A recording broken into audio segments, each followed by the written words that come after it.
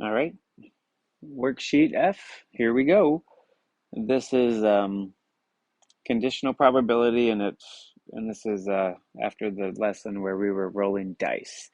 So number one is all about rolling dice. So first I'm going to work on making the sample space for rolling two dice and then adding them up. I've already begun over here. So, the side is dice, let's say number two, and the top is dice number one, just like we did in class. And so if they're both one, you got one, one. It could be one, two, um, you know, it could be a one and a three, and so on. So let me just continue filling it in. Maybe that will help you understand it. So four and one is a possibility. Four and two, four and three, four and four. And now what we really are caring about, though, is like I think in a lot of these questions, it talks about the sum of them. Like these add up to seven. These two dice add up to six, like we did in class. So this is 5, 1, 5, 2, 5, comma 3, 5, comma 4, two fives, and a 5 and a 6. Then you get the last row. Okay. And the last thing you can roll is two sixes, which is a sum of 12. So now in here we have 6 times 6. We have 36 total outcomes in the sample space. 36 outcomes. Okay, and they're all different. They might add up to the same number, but how we arrive there is different. Like 2 and 2 is not the same as 3 and 1, but they both add up to 4. All right. A, what's the probability that at least one of the dice is a 4? Okay, so this really helps to have my sample space. One of the dice is a 4, so that could be these and these. On all of those I highlighted, one of the dice is a 4. How many did I highlight? 1, 2, 3, 4, 5, 6, 7, 8, 9, 10. 10 of them. Notice I didn't do that because both of the dice are a 4. Oh, wait, at least one. I should highlight that one. So that makes 11. Okay, 11 of them out of 36. Okay, let's see if I can erase my highlighting for the next question. B, the probability that the sum is 7. Well, that happens along this diagonal right here. Let me highlight that in a different color. Maybe we can see better. That right there. And how many is that? That's 1, 2, 3, 4, 5, 6. 6 unique ways to get a sum of 7. 6 out of 36, which is 1/6, or about 16%. The most common sum is 7. Given the sum is 7, okay, so now we're saying the condition is that the sum is 7. Find the probability one of the dice is a 4. Okay, so the condition is what I've highlighted here. There are only 6 ways to get a 7. So that's my denominator. My numerator is to look at those and ask yourself how many of them have one of the dice is a 4. So that happens here and here. None of the other ones have one of the dice as a 4. So 2 ways out of 6 ways. Okay. D. Given that at least one of the dice is a 4. Okay. Given one of the dice is a 4. So that's kind of what I had highlighted earlier. That is like this and this. Those are the ones where at least one of the dice is a 4. That's my condition. Remember, my condition limits my denominator or my sample space. So my sample space is only these yellow ones now. And I've got how many? 1, 2, 3, 4, 5, 6, 7, 8, 9, 10, 11. 11, like I had right here. So my denominator is 11. Of those in the yellow cross, how many of them have a sum of 7? The probability that the sum is 7. And I think it was this one and this one. Is there any others? I don't think so, because this is the diagonal that adds up to 7. So this one and this one is 2. So 2 out of 11. Okay. If you want to, for kicks, that's 18%. Okay. Last one for this context. Are rolling 2 dice with at least one of them a 4 and the sum being 7 disjoint? Okay. Disjoint, remember, means they cannot happen at the same time. Can this and this happen at the same time?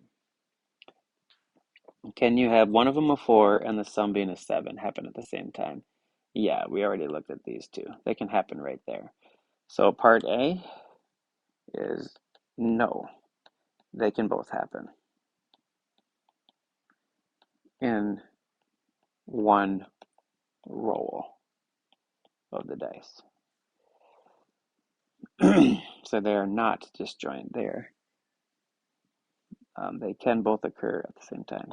Part B, are they independent? So, is the probability of a sum of 4 given that, oh, sorry, not sum of 4. I'll say it says at least 1 4, greater than or equal to 1 4. Is that independent of a sum of 7?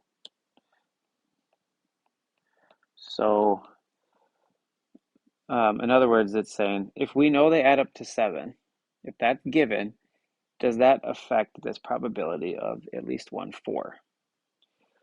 All right, so if it doesn't affect it, this would just equal the probability of at least 1 4 without the condition. Okay, so what are these two?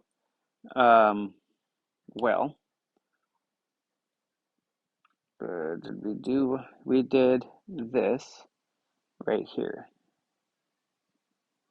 Given the sum is 7, that's right here. The probability that one of the dice is 4. And we already have that, so that's 2 out of 6. Or 1/3.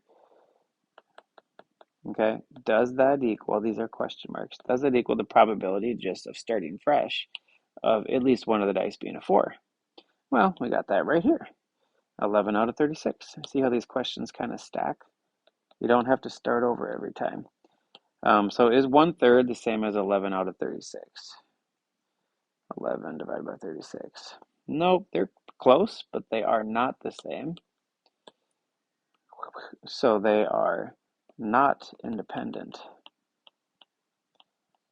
So in other words, knowing that the sum is 7 affects the probability of one of them being a 4.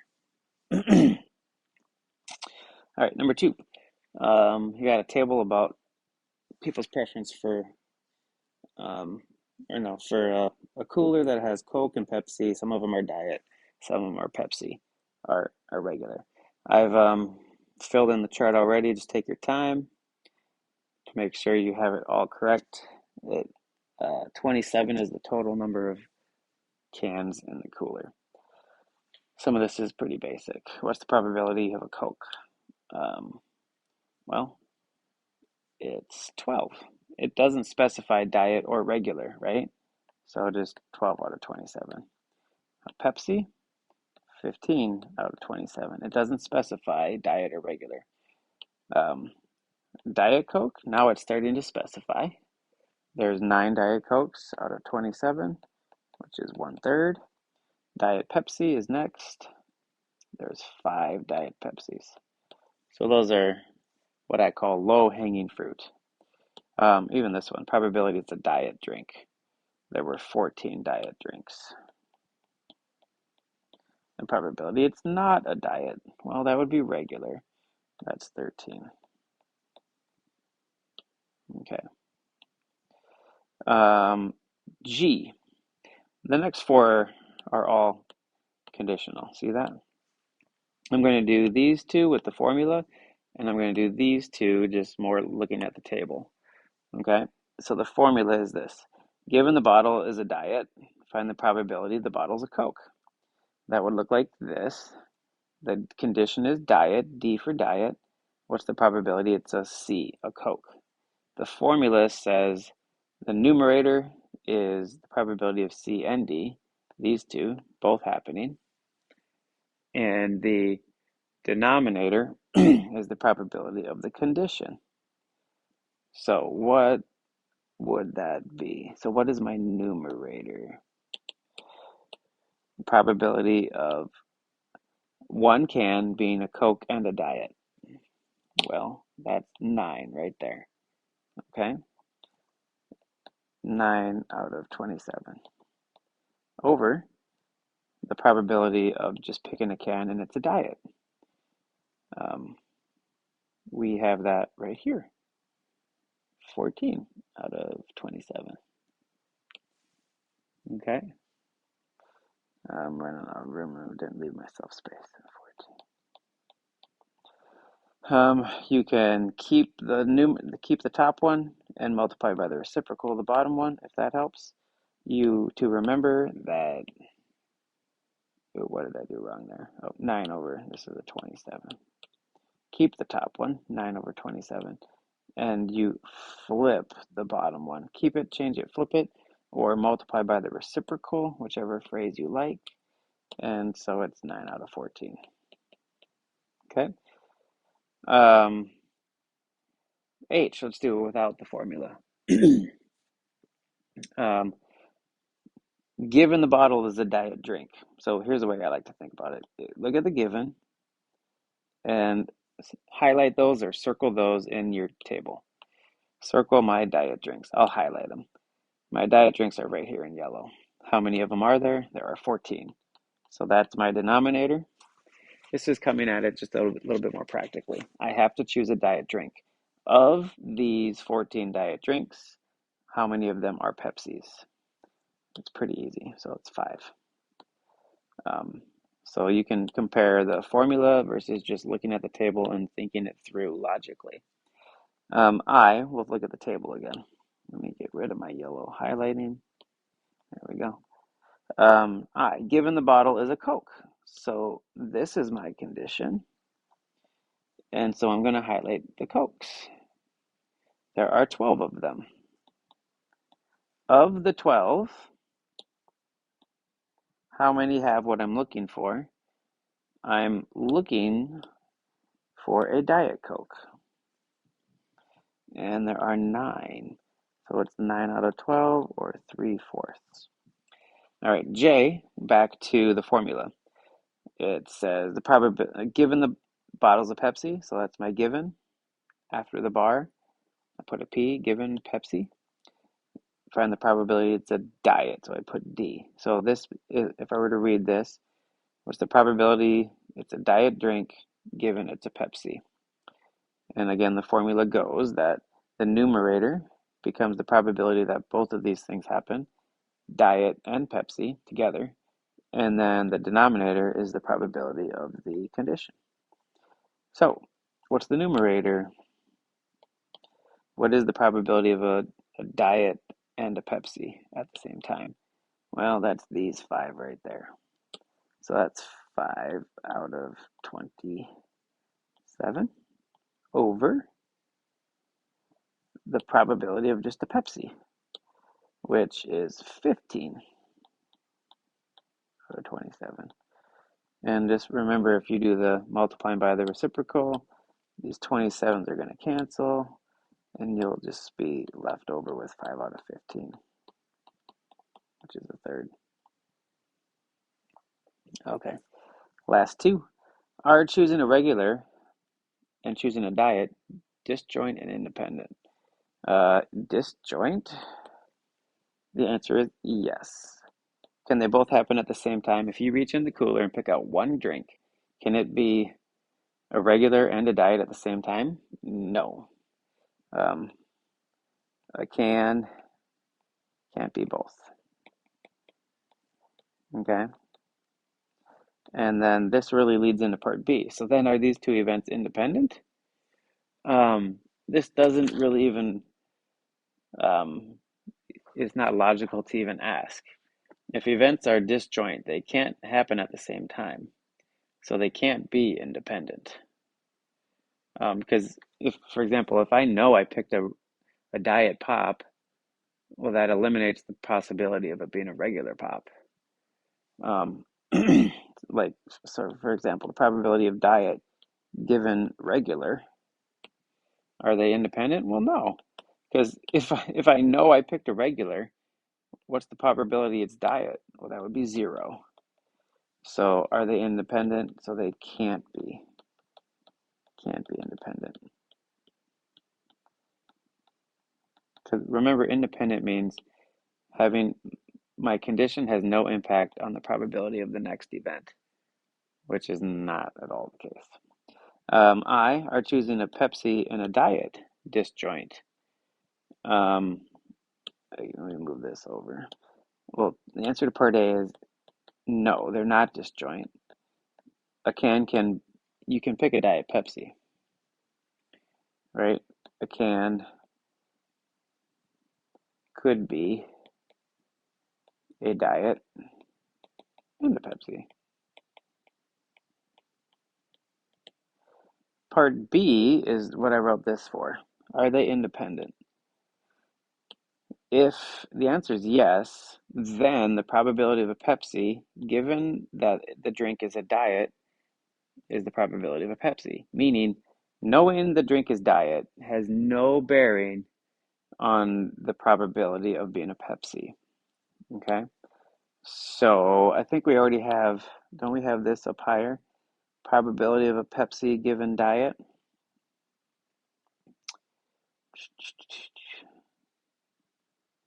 Right. Oh, wait. No, I don't think we do. Oh, yeah, right here. Given it's a diet, probability it's a Pepsi. We already found that. 5 out of 14. No need to start over. So this is 5 out of 14. Does that equal, these are question marks, does that equal the probability of a Pepsi? We also have that higher up. We have probability of a Pepsi right here, 15 out of 27. At first glance, you might not be able to tell, so let's divide those and find out. No, not the same. So 0.35 does not equal 0.55.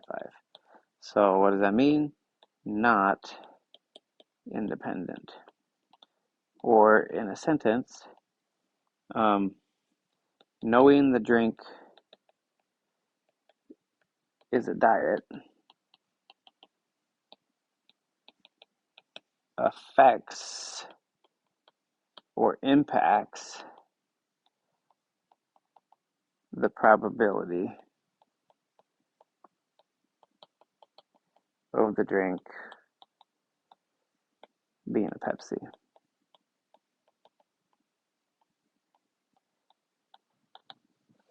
All right.